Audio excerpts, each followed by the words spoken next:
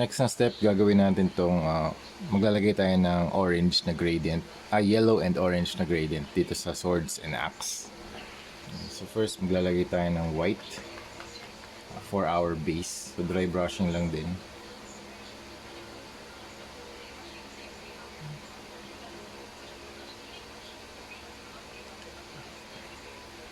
Ayan, and then orange naman. Okay. So ganun din, dry brushing lang din.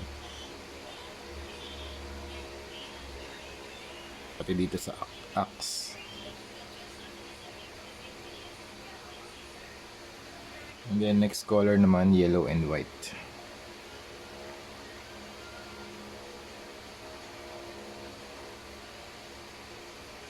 And then next color, yung lightest white yung i-apply natin.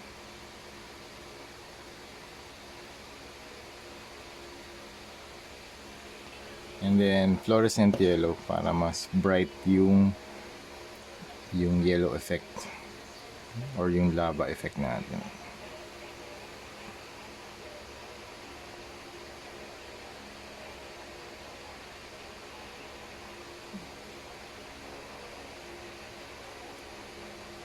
Okay.